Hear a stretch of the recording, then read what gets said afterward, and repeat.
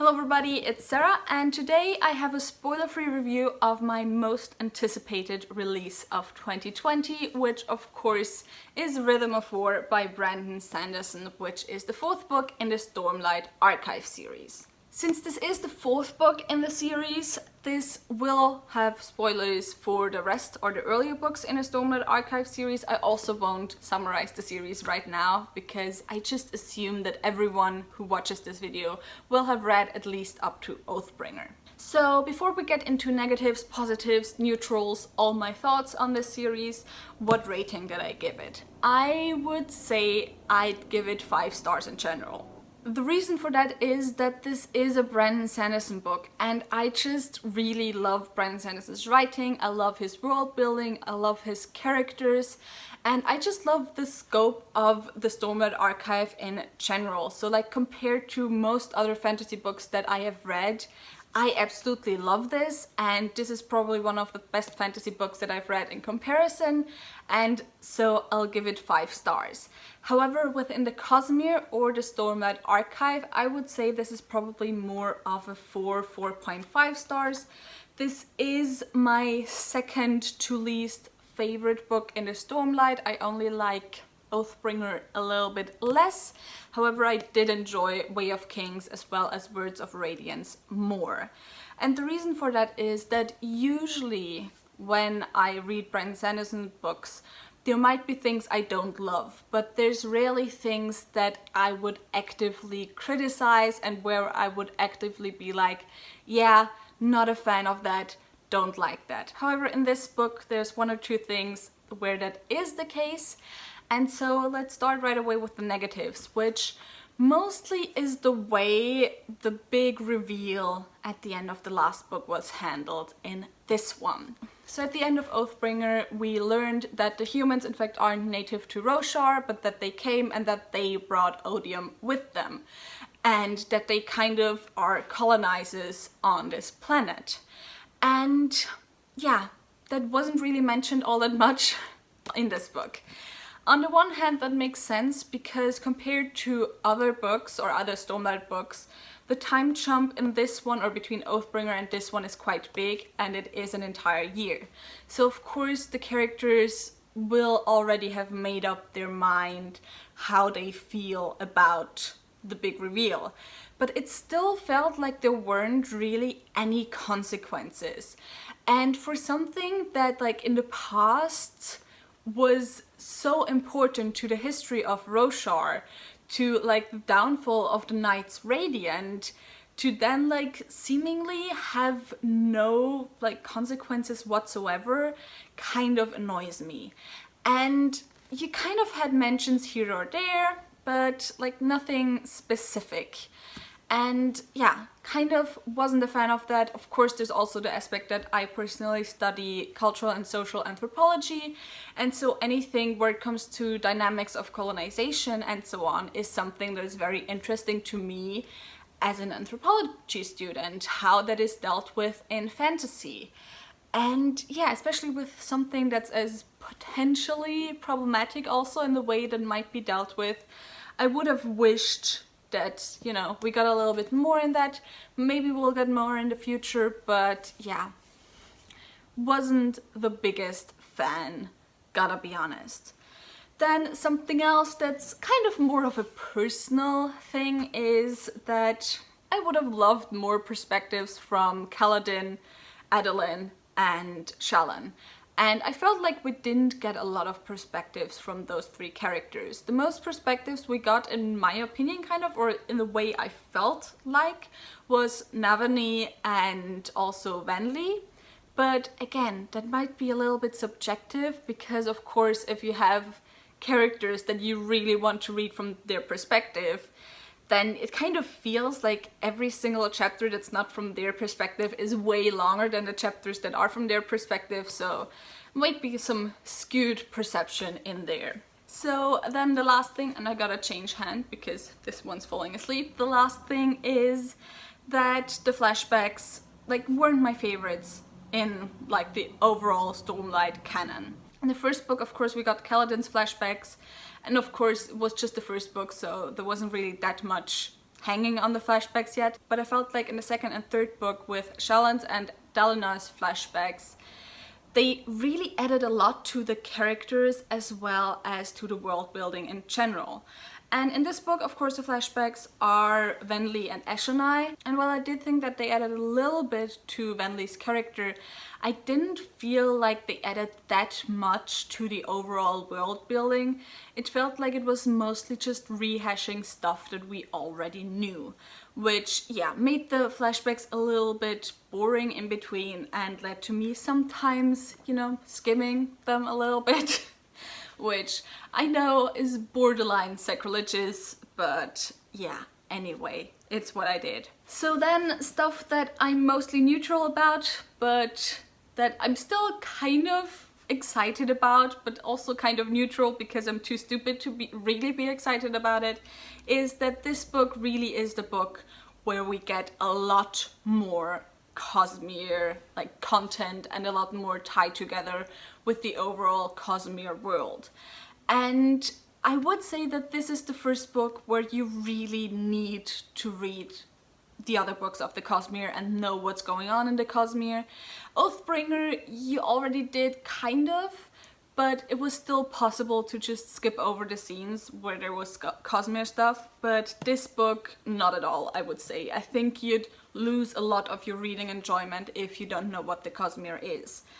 And yeah, so I'm personally too stupid to see most of the connections to the Cosmere. I just always know, okay, this probably has something to do with the Cosmere, but I'm not exactly sure what. And on that note, actually, I feel like there's a lot of info out there about the Cosmere that isn't anywhere in the books.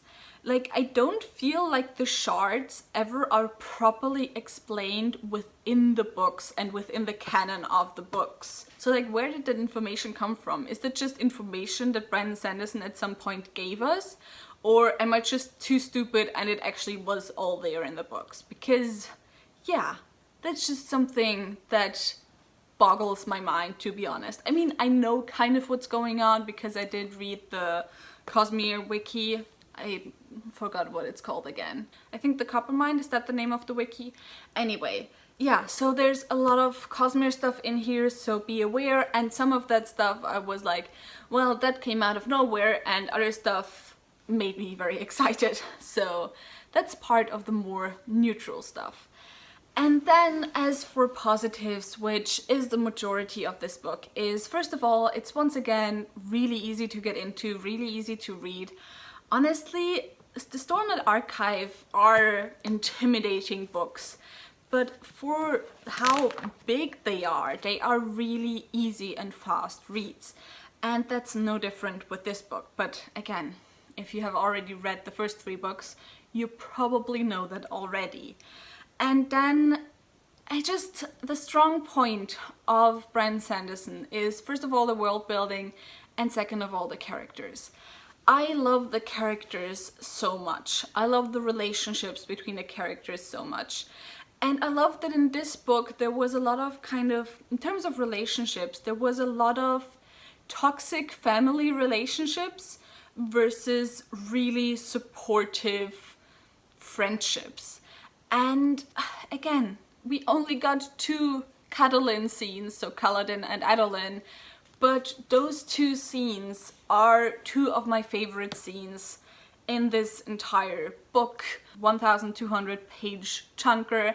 And that's not just because the 2 of them are my favorite characters and are probably 2 of my favorite characters in general of all time, of all the books I have ever read. Those 2 scenes are just so well crafted, where you can really see just the relationship that they build with each other, the trust that they build with each other. And I just love that within those 2 scenes you can already see how much the relationship developed, like in the 1 year that we didn't see anything. And honestly, if I could have a book that's this thick, just with the 2 of them, I don't know, going to a bar at night, I would sell my soul for that. Then also Shallan and Adolin, their relationship is so adorable and so amazing, and they both have their insecurities, but especially Adolin is so supportive of Shallan. And it's just so beautiful to read because you have this character that's kind of very classically masculine in a way, aside from his interest in like clothes and fashion. But he is a very classically masculine character, and yet he has so much emotional depth and isn't insecure. I mean, he is insecure sometimes in his relationship with Shallan, but it doesn't turn into a toxic relationship because of that, and he doesn't take out his insecurities on Shallan, but he reflects on them instead. And it's just so beautiful and so well done. And then also, because that's what Adolin is for, as our emotional support boy, I really enjoy the depictions of mental health, or most of the depictions of mental health in Rhythm of War. I felt like already in the last book, and even in the first two books, there was a lot of themes around mental health already in them, but it really is the case again in this book. And when I talk about mental health, most of the mental health stuff in this book, aside from one character, is very, you know, trauma related.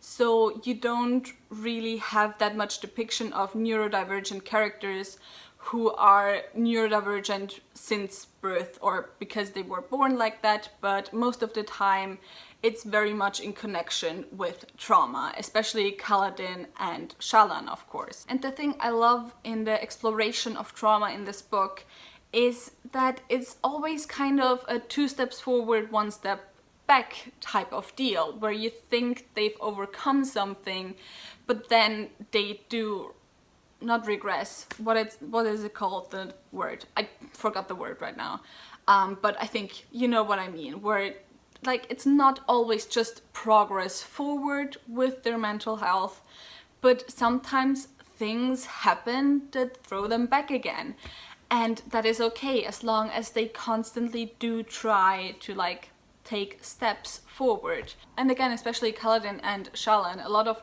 their arcs in this book focused less on their conflict with like the outer world and more on the conflict within them. And I do, again, really appreciate that. And then something very, very shallow that I just love is how Brandon Sanderson writes fight scenes. I often, when I read fantasy, will not skip over fight scenes in case I miss anyone dying, but I will kind of skim them, not properly read them, because I find them, or tend to find them, quite boring. However, Brandon Sanderson manages to make me like very closely pay attention to every single fight scene, because I just love the way he writes them, how dynamic he writes them, and a lot of that has also to do with the fact that the Windrunners fight scenes are just really fun to read. I enjoy them a lot more than just fight scenes between 2 people wielding swords or anything. But yeah, I just still love how he writes fight scenes in general. And yeah, with that said, overall, I did really enjoy this book. I felt like there wasn't too much, you know, specific plot, or to this book specific plot, but a lot of what happened was build up already for book 5, so that we then can kind of go into the finale of the first arc of the Stormlight Archive. And yeah, I just overall really enjoyed the book, really loved it. There were 1 or 2 things that, you know, I would have loved if Brandon Sanderson had talked about that, but overall still a solid read. And I did, after all, try to read it in 24 hours. If you want to know whether or not I managed, you will have to watch my vlog. And with that said, that is it for this video. Tell me in the comments down below if you intend to read this chunker, or if you have read it, what your thoughts were.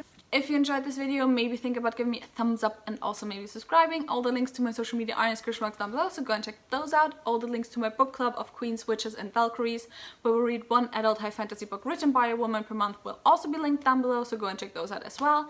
And I hope I'll see you soon. Bye!